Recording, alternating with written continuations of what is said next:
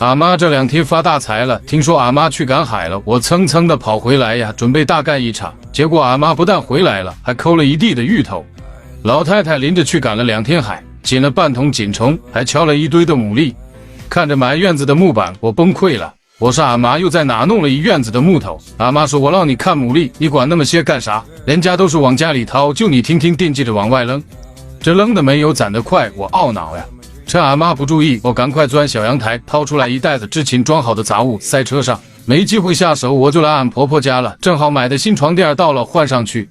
你们不是想看我收拾俺婆婆家吗？这个房子没啥看的，村里也有个老房子，俺公公不让收拾，塞得满满的，他就说没有没用的，没有就没有呗。前几天跟俺家换了个新床垫，睡着老舒服了。趁双11活动，干俺婆婆家也换一个，原来的羊毛毡硬邦邦的，这新的躺上就不想起来了。大花床单子一铺，板板正正的。来了能空着手走，也不能空着嘴走。吃饱了，我又闪现俺家了，给你们展示一下俺妈栽的新品种的辣椒，杠杠的，还有长白毛的梅豆，长绿毛的山药豆和小柿子。这一筐梅豆全长毛了。俺妈是什么都种，地不能空着，遭天谴。种了吃不完，放那烂着，烂得透透的，在喂鸡。俺家鸡为了保命，已经淋得百毒不侵了。这泡沫箱的尸体还没装完，俺妈就回来了，说俺儿子你吃点饼干，让你妈饿着，他吃饱了不干人事。我说俺妈那菜你吃不了就别种那么多。俺妈说吃不了喂鸡。我说鸡到死也没吃上一口你种的新鲜菜，你就不能把烂的扔了，让鸡吃新鲜的吗？俺妈说那烂的怎么办？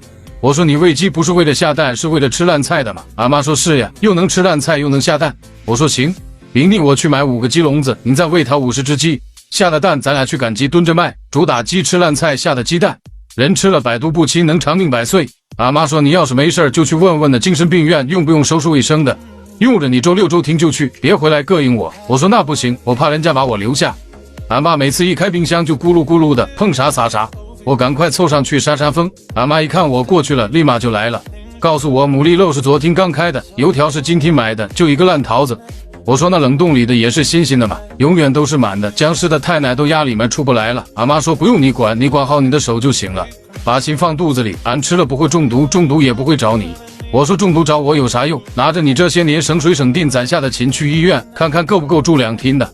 俺妈说不够就你们出。我说俺不出，我就回来把能卖的都卖了，正好钱也有了，东西也少了。一次性筷子勺子是东西就得留着，是个地方就得放上东西。老姐妹们都说人家都全国各地的收拾卫生了，我还没走出俺妈家的大门。是我不努力吗？是俺妈太给力了。这墙的没眼看了，喷上84去美斑。年前我计划赶俺妈家的墙面粉刷一遍，把窗户都换成双层的，再换个双开门的大冰箱，然后把客厅和卧室的灯也换了。我估算着有1万来块钱够了，用去胶剂把陈年老胶都擦一遍。俺妈不同意折腾，不喜欢用新的。俺爸说过了70岁不能进舍。我说你要进舍啥？谁跟你进舍？刷刷墙换换窗户那叫进舍吗？俺妈说什么也不用，你回来少扔俺东西，让俺多活几年就行了。我说得亏你攒了这么多东西，我拍视频才有人看，有人看就能挣钱，挣的钱我就给你换大冰箱。俺妈说谁给你钱？哪来那么些傻子？扔他妈东西还有人给钱？你怎么不说张嘴喘气就有人给钱呢？气死个人呀！看着推拉门让我擦的锃亮的，能有半年没擦了，门缝里的灰老厚了，喷上油污净，用缝隙刷来回的蹭几下，一擦就干净了。在不舍得花钱这事儿上，俺爸和俺妈出奇的一致。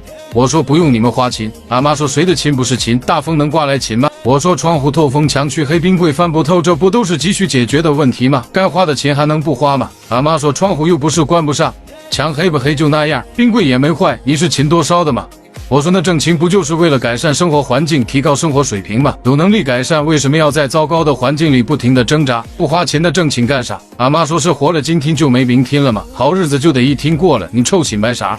我说关键是咱也没过上好日子呀，不是忙着宰塑料袋，就是忙着塞编织袋，塞的哪都满满当当的，泥泥糊糊的，才是爷的不敢来。不被里攒的破绳子绊倒也得被这灰粘住了，并得用长毛的丝瓜瓤洗碗嘛。咱家那晒干的丝瓜瓤能装2麻袋。俺妈说俺不像你有新的不用旧的。我说得亏俺也不像你一辈子不舍得用个新的，临界测铃都是用的过期的，用多少买多少，偏得买那么一堆放着。俺妈说都是你们买的。我说但你倒是用啊，买了不用留着干啥？俺妈气得去开牡蛎了。我说俺妈你再别去赶海了，弄这么一堆回来你又吃不完，也没地方冻。俺妈说怎么没地方冻？没用的拿点出来。我说不是都是有用的吗？气得我脑瓜疼。我说院子外面那一堆一堆都盖的什么？俺妈说我盖的好好的，不用你管，蒙得严严实实的，也看不进里面是什么呀。哎呀妈，这堆木条也是新成员，别看了，上火。看看俺妈种的菊花吧，已经穿上冬装了。